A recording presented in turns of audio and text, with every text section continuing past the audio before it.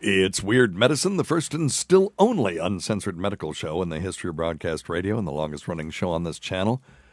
I'm Dr. Steve with my little pal Dr. Scott, the traditional Chinese medicine provider, who gives me street cred with the wacko alternative medicine assholes. Hello, Dr. Scott. Hey, Dr. Steve. And back from sabbatical, we've got NP Mel B, everybody. Hello, NP Mel B. Hello, good afternoon. I'm so glad to have you. Thanks. Nice to be here. This is a show for people who had never listened to a medical show on the radio. If you get a question you're embarrassed to take to your regular medical provider, if you can't find an answer anywhere else, give us a call at 347-766-4323. That's 347-POOHEAD. Visit our website at drsteve.com for podcasts, medical news, and stuff you can buy. I can't mention contractually. Most importantly, we are not your medical providers. Take everything you hear with a grain of salt. Don't act on anything you hear on this show without talking it over with your doctor, nurse practitioner, physician assistant, pharmacist, chiropractor, acupuncturist, yoga master, physical therapist, or whatever. All right, very good. Check out Dr. Scott's website at simplyherbals.net. That's simplyherbals.net. It is allergy season. And Dr. Scott, really the premier creator of CBD nasal spray. Yes. It's nasal rinse. The OG. Yeah. The original, yes. Well, you know, we had that one person call in and say they tried some competing brand and it sucked. So there you go. That made me feel a little bit better. Yeah, me too. Thank you very much. But anyway, yeah, simplyherbals.net. Check them out. And Mel B, good to see you. How's your thyroid doing? Wonderful. Well, you look great. Well, thank you. I mean, you really do. I think that getting that stupid chunk of sweet bread out of your neck. Yes. We should have fried that thing up. We could have had it on a, I don't know. We could have on made thyroid kebabs. Yep. Well, there Or you go. crackling bread. Yeah. But sweet breads are really, really good. But then I found out they're like goat thymuses or something. And then I didn't eat them anymore. I was like, okay, what is this? This doesn't taste like any kind of actual meat that I've ever had. Yeah. And it's not bread and it's not sweet. So, you know, they have to have a euphemism for everything. So mountain oysters, you know, or big giant bull testicles, which I will admit I have eaten. Oh, gosh. Oh. You're such an adventurous. Well, no, I mean, I grew up, adventurous listen, I had 4 miles. Whoa. Oh. Goodness, I just cut myself out. I had 4 miles of dirt road. Let me start that sentence over again. I had 4 miles of dirt road going to my house when I was growing up. And so, I mean, you know, I experienced the whole, you know, Appalachian thing. I don't sound like I'm from the mountains of North Carolina, but that's because of broadcast school. I went to broadcast school before I went to medical school, and they beat your accent out of you. So but I can, if I'm talking to one of my friends now, it comes right back. And I'll, by God, tell you what. And by the way, I got to use my Appalachian dialect today when I went to the Flag Pond Ramp Festival. Oh, my gosh. Now, I made, you know, Carissa used to be on the DNP. Carissa used to be on the show, and she's moved away, you know, with the love of her life, who she met through this show. You're welcome, you assholes. No, they're not assholes, but you're welcome. But anyway, her mom had property in rural Tennessee, and it was covered with ramps, and so I had, you know, pounds and pounds of ramps, and I dehydrated them and pulverized them, and then, you know, did a 7-to-1 mix with kosher salt, made ramp salt out of them. Gotcha. Which our buddy from West Virginia probably pissed him off, West Virginia ramp salt. But anyway, I did get the idea from him. And so I, you know, was all excited. When I knew Carissa was moving away, I knew there was this ramp festival. And so I put it on my calendar, and I get up this morning. I got up early. I had a bunch of chores to do, and bing, bing, bing, it comes up, ramp festival today. So I got in the car and ran all the way up there. And you know what they don't have at the ramp festival? Oh, no. Don't. Ramps. I was going to say, don't say ramps. They did not have ramps. I'm so pissed. I get up there. Oh, my gosh. It's 9 in the morning when I got there, figuring that So you left here early. Yeah, oh, yeah. Starting, I figured, these guys, it's, a country festival. It'd probably start around 8 in the morning because everybody gets up early. What else they got to do? And I get up there. In the country. Exactly. And We don't have roosters, anything to do in the country. The roosters crowing and dogs are barking. Know, but, I know. Well, listen, these are my people. So I get up there. And they were delightful, wonderful, country folk. And the guy was, I'm like, do I need to pay for parking? And there was lots of parking. And it was at the school, and they were just parking on the lawn at the school. It's like, it's the lawn at the school. It's going to ruin it. Thank God it wasn't raining. But anyway. Right. This is the least of it. So I gave the guy $20, donation for parking. And I get up there, and there's people setting up and stuff. And I said, I'm here. I said, what's going on? They said, well, it starts around 11. Oh, shit. So I had 2 hours to kill. So I helped some guy put his tent up. And then I look around, and it's just a big, long line of these propane griddles. And there's this these people, and they're just cooking bacon and taters. Oh, wow. And just griddle after griddle cooking bacon, just, loaded in oil and stuff. They're deep frying the bacon. Yeah. And this guy's just looking at me, this old country feller, and he ain't got any teeth. And he's cooking bacon and then eating half of it, and just looking at me, just cramming bacon in his mouth. I thought that's how you were supposed to cook bacon. Too, yeah. I don't disagree, Two for me and one but for I'm you, coming to Ramp Festival, so Not a bacon festival. I asked this lady, do you have any ramps for sale? Nope, I've got T-shirts, so I bought 2 T-shirts from her. And while I'm sitting there, and then I'm like, what in the hell? So the coordinator comes around. I said, where's the ramps? I'm here to buy ramps. And he said, well, we ain't got any ramps. We usually go to the farmer's market to get our ramps. Oh, for God's sake. Are you shitting me? Oh, for God's sake. Are you shitting me? I can't. So they just all got around to cook bacon. Yeah, I guess maybe they were cooking dishes, that they were going to put ramps in that they bought at the farmer's market. I had this image that there'd be all these people with like garbage bags full of ramps. I could buy some from them. Right. Well, hell, ramp season ended in April. Oh, my God. So I went to the farmer's market. I had to go to the hospital and see a patient. Mm-hmm.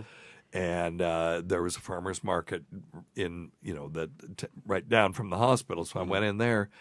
Do you have any ramps? No. Do you have any ramps? No. Do you have any ramps? No, we ain't had none since April. And it's like, for F's sake. So I'm screwed this year. I'm just going to have to buy ramp salt from old Ramp Salt up there in West Virginia. And there's no ramps for me. But there was a guy who was cultivating mushrooms, and so that was cool. I got to talk to him for a while because that's my new hobby. By the way, everybody knows I have neuropathy really bad, and Scott and I recorded the very final piano performance I ever thought I'd ever be able to do, and it's up on our YouTube.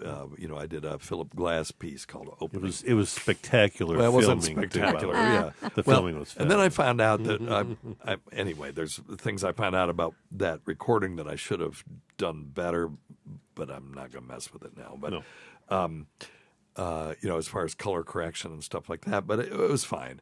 But I only got to do 2/3 of the piece because my neuropathy I was getting to the point where I wasn't going to be able to play anymore.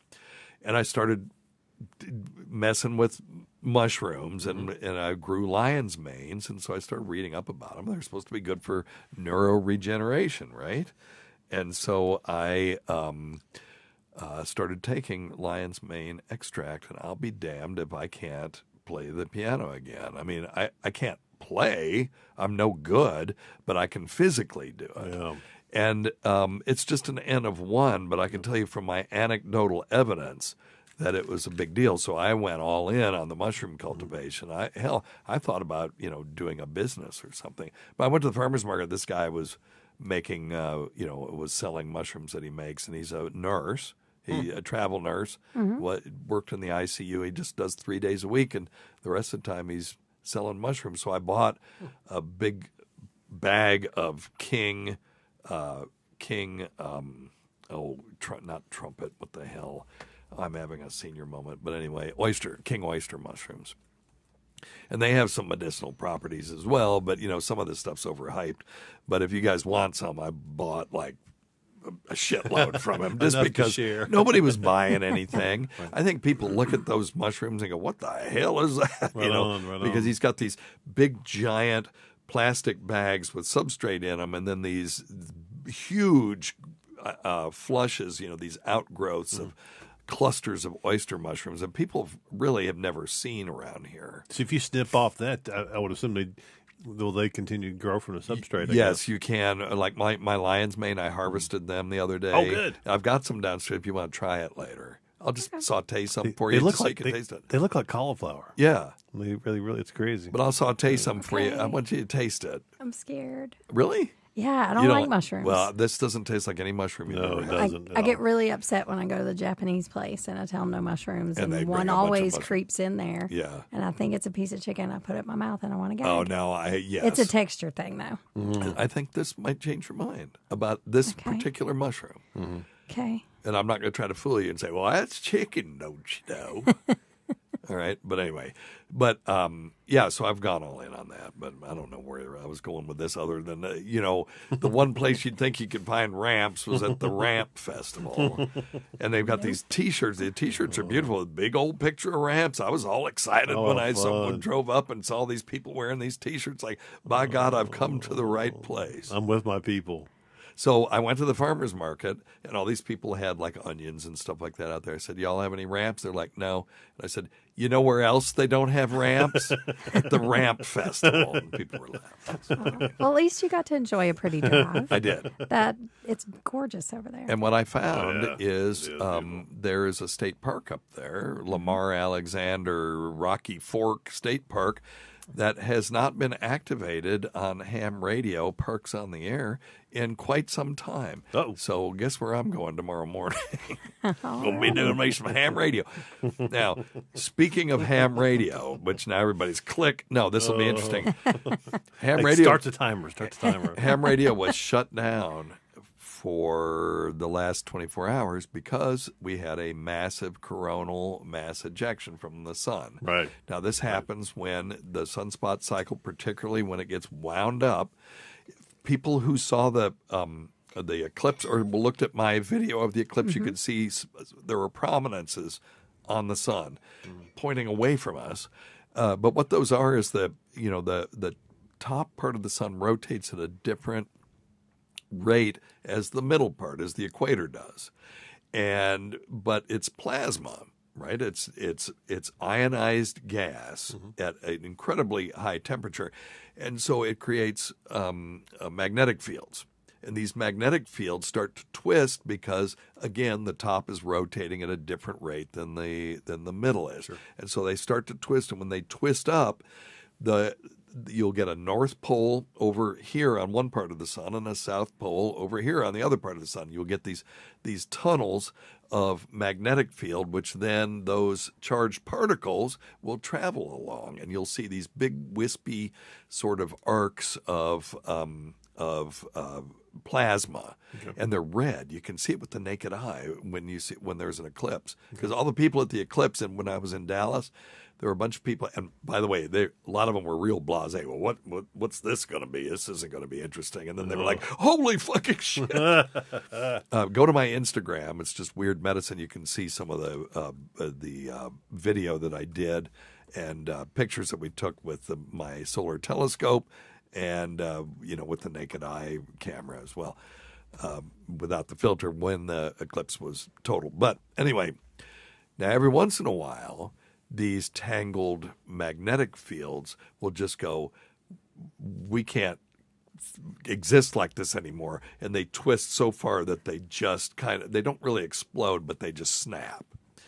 And when they snap, the sun will, and I'm giving you a very simplistic explanation of this, but I need that. the plasma that was entangled in that gets flung away from the sun. And at escape velocity. Now, the sun is huge, so it's got a really strong gravitational field. So you can imagine to fling stuff away so that it escapes, so it doesn't fall back into the sun. I mean, you take a rock, you throw it up, it falls back. Sure. We have to have these giant rockets to escape just the Earth's gravitational well. So you can imagine what it takes to escape from the sun. So these things are under really high velocity and a lot of energy. And if it comes at the Earth, which this one did, the sun was looking right at us and went, here you go. And this big ball of charged particles hit our magnetic field. Yes. And now remember, charged particles are affected by magnetic fields. And so they all start to wind down into this magnetic field. And as they do that, they lose energy and they start giving off light. And that's what causes the aurora. Yay. And so we had aurora. Apparently, it came as far as here at 3 in the morning. I saw it last night. You did see it? I did. Oh, my goodness. Well, not only that, I have also seen it from Alaska. Alaska, right. Yes. Most beautiful night of my life was in Talkeetna. Ooh, nice. Yes. Well, I've seen it in Vermont. Awesome. And my ex-wife's kids were texting me last night because they were seeing it from Troy, and I put some pictures on my X, or what I can't call it X, on my Twitter at Weird Medicine. There were some pictures from Troy, New York. They were beautiful, purple and greens and all this. And what stuff. time was it? 3 in the morning. What were you doing up there? Well, I was up at 3 in the morning. I did go back outside. I did see a little bit last night. Well, it was about 2:50. Damn it. But no, last night, probably about 10:30. Really? We were outside. My daughter lives further away. Yeah. She lives like 45 minutes from my house now.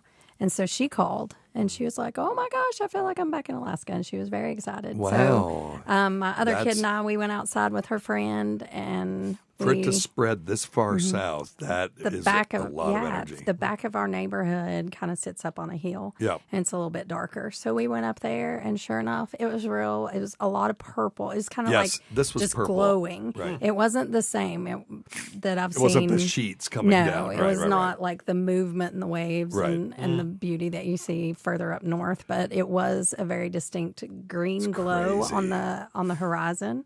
And then you could see the pinks and the purples kind of. Now what that and does? Now the haze kind of looked like it was waving. But Right. It was very cool. Yeah. It was awesome. Yeah, it is amazing. It made me it made me want to go back. Oh no, you can't. You're not Can't allowed. do it. No. I'm not allowed to go back. You I can are- go visit. You can visit all you want, but Not you're moving. not allowed to stay there. No, Okay, but it was neat. that's cool. Yeah, Yeah. and I've got to do better with the cameras for the people that are watching this live. As you know, Mel B was giving a very, a very impassioned talk about this beautiful event that she saw, and all you're looking at is stupid Scott and me going, "Oh yeah, Cool. That's awesome, man. So anyway, sorry. We need a producer. We really do. We need an in-studio producer.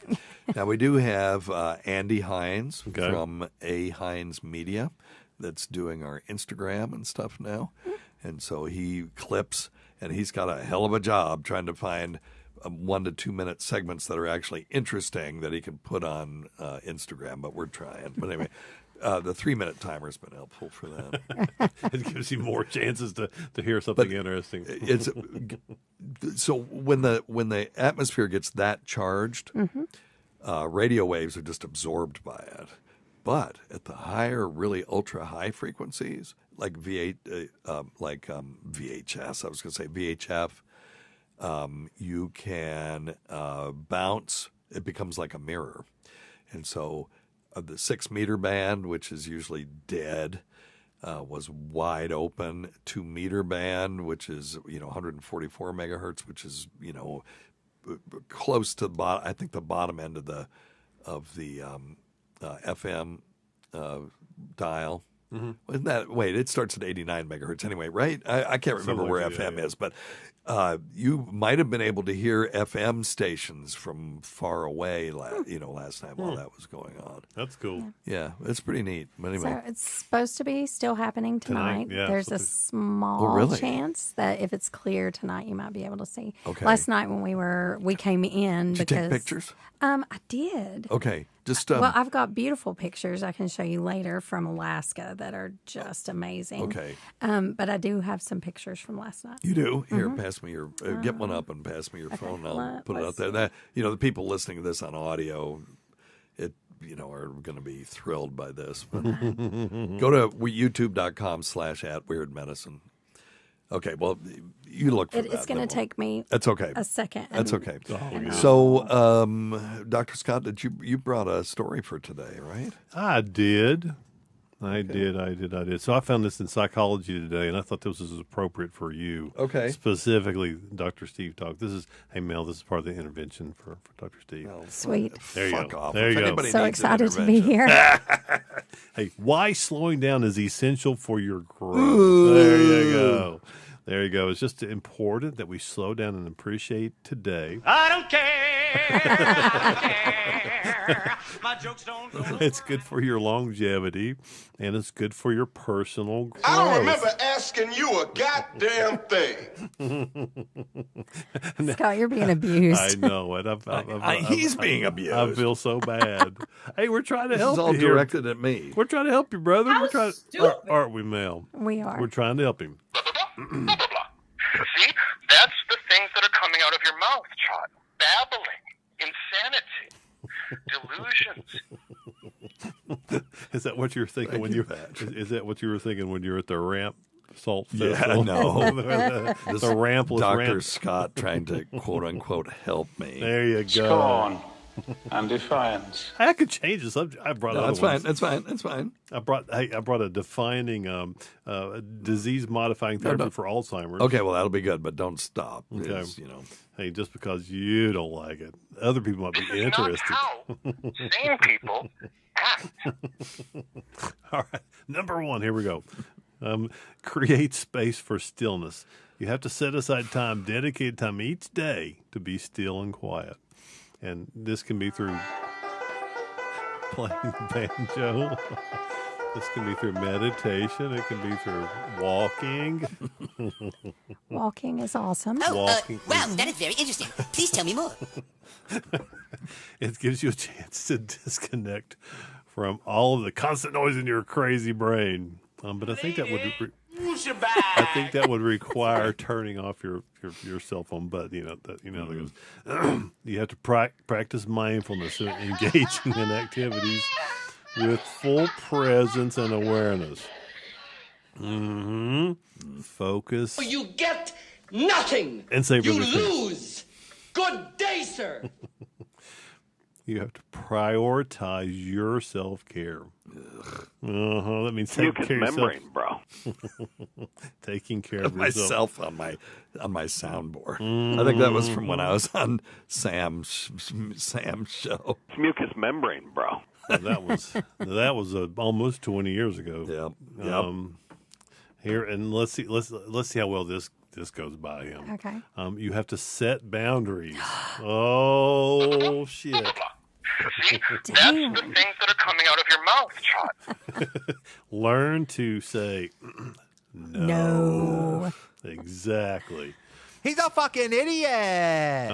You can say no to commitments and obligations. Whoever's listening to this at this point, if you haven't changed the station yet. Can you please stop bullshitting? 2 more things.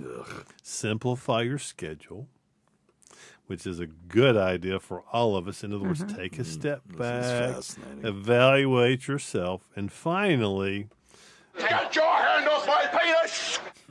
finally, drink more liquor, smoke more weed, and take more psychedelics. There you go. Oh, okay. Well, yeah. There, wrap it up. Positive thing. There you go. Can you shut up? That is, of course, as long as you don't have any, allergies to alcohol or marijuana or psychedelics, of course.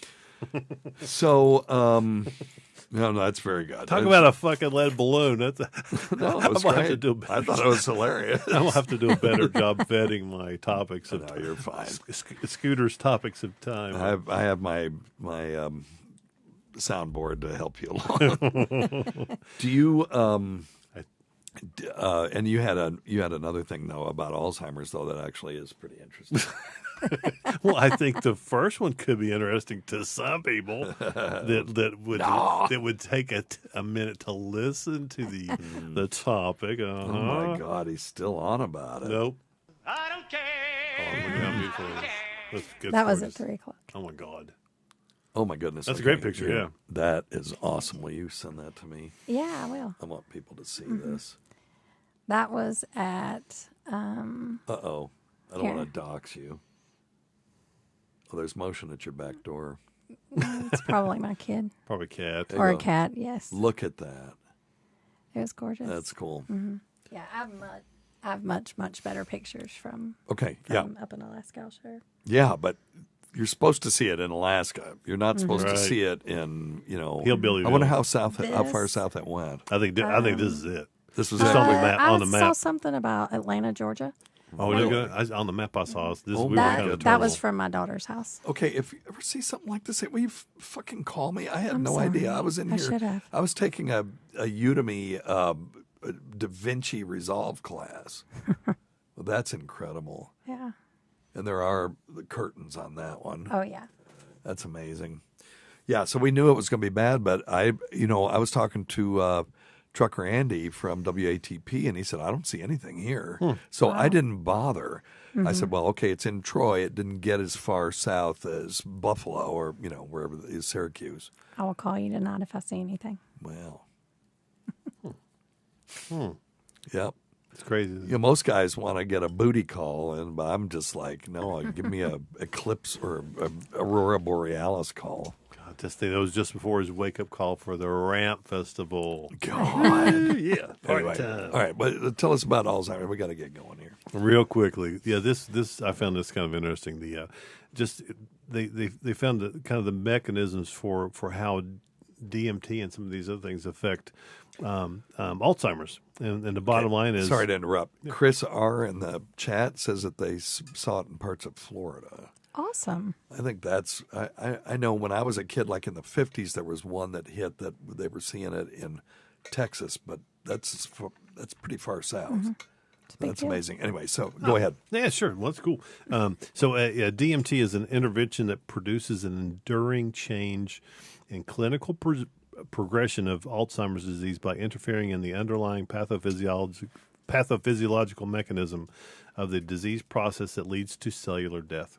So what it's doing is it's interfering with the cellular death, of course, and slowing the progression of Alzheimer's disease, which is pretty cool. That is cool. So that's why they're. So when will we see this on the market? Well, that's what they're saying is and as all good studies go, conclusion is more research needs to be done. Well, that's always true. Which is true. So hopefully they're going to continue to research the effects of psilocybins at low dose, just kind of like they're doing. Right now we're seeing a lot of the low dose naltrexone. Naltrexone, naltrexone for treatment. In other words, we won't have to max out a dose every single time, right? Because I hear it every single day. Somebody comes in with who cares what it is? Well, now they said to try this, and if it works okay, then double it next week, and then double it, and especially like gabapentin. There are some things where that makes sense, but not everything. Not everything. Exactly. Yeah. Melatonin, you're probably better off doing a lower dose than a higher dose. Yep. And, we make fun of the homeopaths because, they dilute out their medicine to the point where there's literally no medicine in there. But there is some benefit in using lower doses. We hear a lot about microdosing now. Yep. And really what they mean is, they're calling like 5 grams of psilocybin or whatever. Heroic dose, meaning that you're going to be tripping your balls off.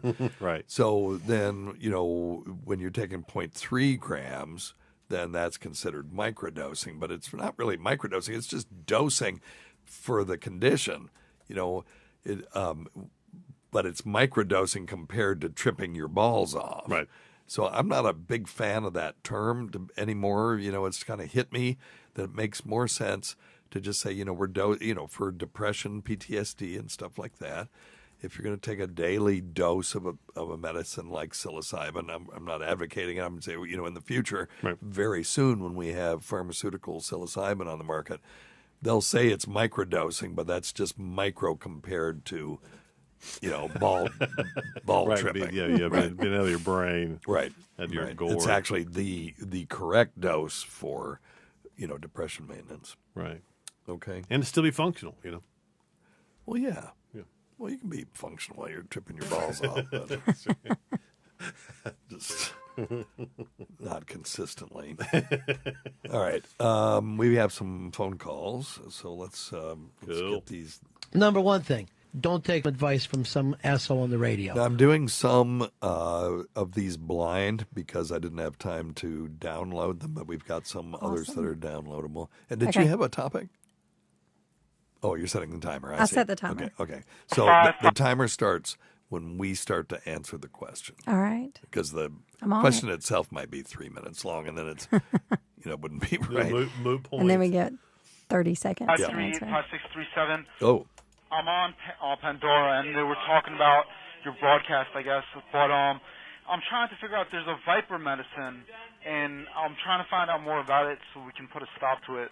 What the hell? What's he talking about? Viper medicine? You're going to start it over. I could not understand the first thing he said. Well, he was listening to us on Pandora. Okay. And there was something about viper. They were talking about us. And, there is Ancrod, which is a drug derived from the Malayan pit viper. Mm-hmm. And they give it for people having acute stroke. Okay. But that's all I know about it. I don't know what viper medicine he's talking about.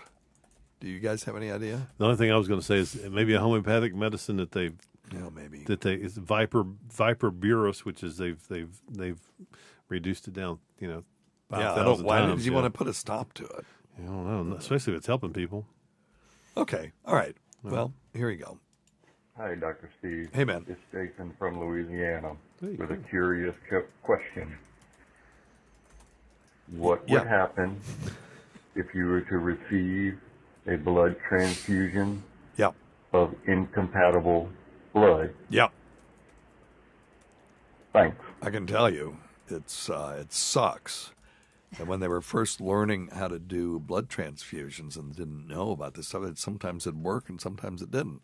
And the times that it worked was either they were compatible or they were using someone with type O blood or whatever. Okay. And then, but if they gave somebody with type A blood, somebody that had B or AB, all of a sudden the patients died. And so what happens is, like if you have A positive to O negative, it causes the patient's immune system to attack the red blood cells. That's how this works. And this leads to a serious transfusion reaction. It's just like if a mother who is, RH negative gives birth to an RH positive kid, she will make antibodies to that kid's blood. And if you don't treat it with Rogam immediately to block those antibodies, what will happen is that the next baby that they have, she's going to attack. Her body's going to attack it if it's Rh positive, and that's what happened to Anne Boleyn.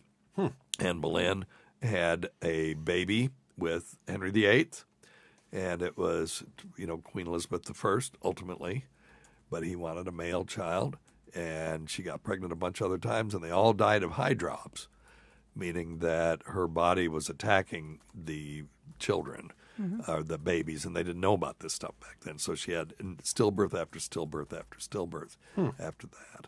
And, and because of that, because they didn't know about blood types, she ended up losing her head.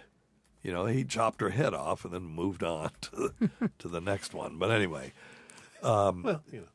so when that happens to the baby, the same thing would happen to the human if you just admix the blood. So you get multi-organ failure, shock, kidney failure, circulatory collapse, and sometimes death. So it's bad. Now, you know something about this. A little bit. Okay. Well, did you have some experience with it? It sounded like you were had some experience with this. I get it, yeah, but the RH stuff, yes. Okay. Did you do OB? No. You never did? No. You're just smart. Just know a couple things. Yeah, I helped deliver a baby once, but that was it. God, I used to cry every time I delivered a baby. I delivered about 250. Oh, I did. I bawled like a baby. Yeah. And the sweet mom and dad, since it was my first, let me cut the cord. It was pretty amazing. Yeah. Mm-hmm. Yeah, well, back then we just cut the cord. There wasn't any, Yeah, I got to do it. Celebration. Or I saw a few interesting parade. things in the in the operating room or the delivery room. Tom. It's been okay. Yeah, we're done with that Yeah. topic. It's been a long time. I really wish I could tell these stories on the air because they are nuts. Yeah. Just nuts. For example, one where the person before me told me that the patient was not going to deliver tonight because her cervix was only 1 centimeter, which, for people who don't know, the female cervix is where the baby's head has to pass through. And to do that, it's got to flatten, called effacement, and it's got to dilate to get that head through there in the body. And so he said, well, she's just 1 centimeter. So that's tiny. That's, that's the normal. And it was actually an ass. It was... oh, there you go. It was the kid was delivering breech right in front of my face, and that was my first delivery as a doctor, and I was freaking out. So I would love to tell that story sometime. We're going to have to research if I can, if I can tell that story. It's what I just told you was general enough that I'm not breaking any sort of rules with He was that. measuring the wrong delivery hole. Well, he stuck his finger in there and in the felt, wrong hole, right? Felt a kid's anus and said, "Oh, he's 1 centimeter." Oh my God! Anyway, so I've got a million. I'd like to tell you that surprises me. I have a million great stories, and it's like I don't know that I can really tell them. So, but anyway, someday. Anywho, all right. Next, let's do another blind thing. Okay, that was transfusion. That was a good one. Oh, okay. Did we do the guy with 3 testicles last time? Yes. We did do that. Okay. All right. Then. Okay, here's a good one. Oh, this is one for Mel B. Oh, no. Oh. Hey, Dr. Steve. This might not exactly be your wheelhouse. And it's Mel B's, though. Just wondering if you have any advice for a 35-year-old just about to start nursing school. All right, thanks. Bye. Oh, there you go. Okay, so this poor bastard called us in December 19th, 2019. There you Blessed. He's already graduated. So he's I already hope. graduated, but he started nursing school right before COVID. Oh, rats. Yes. Right? Rats. So, let me see. I got to send him a note. Doing your your nursing question now. All right, so I'm going to answer this. Yes. My best advice is learn how to take a test. Yep. Yes. Really? So test anxiety is real. Yes. Nursing school, and I'm sure it's probably the same for medical school. Well, and actually, things. there's stakes involved. Yeah. So when you go to take a test, you have a question. It's all multiple choice. There's some select all that apply, which is a total different subject because that can make you want to eat a gun. Yeah. But the multiple choice, you got 4 answers that are right. You've got let me say something about probably, that. Select all that are correct. Yes. You should get credit. If there's 5 of them, that should count for 5 points. So that if you get 3 of them right, then you get 3, not 5. You get 3/5, not 0. I think that you are correct. Right. But you got to get them all right. So on multiple choice questions, you got 4 answers. 4 sometimes are right. 3 are definitely right. Right. 2 are more right. And then you have the one question that is, or the one answer that is the most right. Right. So And you have even to if it's find not- the best answer. It's not the right right answer. It's the best answer because sometimes they're all right. Give thyself a bell. So you practice, take tests, do Right. practice tests, do practice questions, get like books and study guides. When I first started nursing school, we had, and I'm about to lose time, I think. No, I got it. No, wait, no. So when I first started nursing school, we had one of our professors that she taught a how to take a test class. And for one evening of class, we went in and it was random questions like with fake words that made no sense about the Waka Waka monkey that Really? had a breathing problem.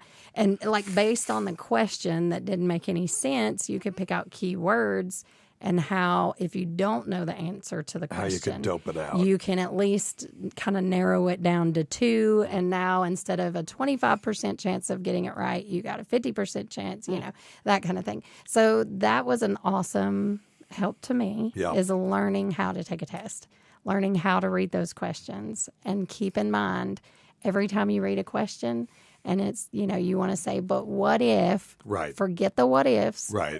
These questions, nursing test questions and probably medical school is in a perfect world. And everything, you have enough staff, you have enough equipment, you have all the things. It is a nice little utopia. Some of them are political questions, you know, and that's the thing you got to think of. Okay, is this organization... Are they egalitarian? Are they thinking about DEI? Are they thinking about this, that, and the other? And so you have to think about those things as well sometimes when you're taking tests. And what I think is you probably don't have to. Just give the right answer and don't worry about what you think they want you to say. Just say what's right, and then you can argue it later. Because sometimes, you know, test taking questions, they get it wrong. And they do a lot. They've got a lot of sophisticated statistics that look at things and say, wait a minute, this question, there's something wrong with it. You know, and they'll throw those out. Yeah, when you take your NCLEX, it's, you know, you get so many questions, definitely. And then you get a percentage on all these tests, you get a percentage of questions that are not scored. And they're test question. They're testing the validity of the question. And if it's a good question, if you know, a good question, an educated person can get it right. What they're a lot of times are looking for, because I've helped write test questions, is you want a perfect question is one that the people who get a good score will mostly get right. And then the people who get a medium score will, you know, 50-50, and the people who get a bad score will get it wrong. And that way it'll differentiate, because if you have a question that's so easy that everybody gets it right, it doesn't really help you. But the other side of it is, are we looking for people who know stuff, or are we looking for people who are good at test taking?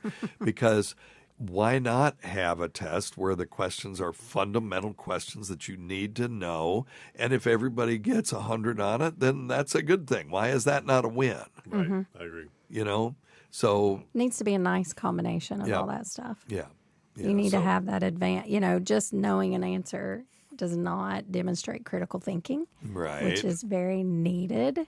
I agree in with this that. field, in the medical field, no matter where you're at. From a PCT all the way up to the medical director. Everybody needs that. And by the way, NP Mel B doesn't have vocal fry. She's got a fucked up vocal cord from her thing, so I don't want to hear about vocal fry. No. Are you talking about my raspy, sexy voice? Yeah. But it's not vocal fry. No. It's actually your voice. I am naturally that sexy. I don't disagree. All right. Yeah. So test taking, big thing. And let us know how you're doing. I just texted him. Said, we're finally doing your nursing question. That's great. I want to know where he's working, what field, where, you know, is he med surg, ICU, doctor's office? What's he doing? Oh, this one is like an emergency that was sent to us in 2019, so I'm not going to read that one. But, this one, everybody will love this one. Here you go. Got a question for you. Took a pretty bad injury. December 13, 2019. Oh, God. Bless it. A cut on one of my fingers a few weeks ago from a saw. And the wife got all panicky about when's the last time I had a tetanus shot. I haven't had a tetanus shot in probably 35 years. Okay. I got to think, what is tetanus? Oh, I mean, what does it cause? I've never heard of anybody dying from tetanus. Oh, okay. What's the dealio? Thanks. Okay, so I can talk about this. Mel B, you probably can too. So we'll tag team. Tetanus is a condition caused by a bacterium called Clostridium tetani, and I've seen one case in my life. Wow. And it was fatal, and that person had never gotten the original 3 tetanus shots. I've never heard, and that doesn't mean it has never happened, of anyone dying from tetanus that had the original 3. But they recommend it every 10 years. If you have a clean wound and it's been more than 10 years, you should do it just because it's been more than 10 years and you need to do it.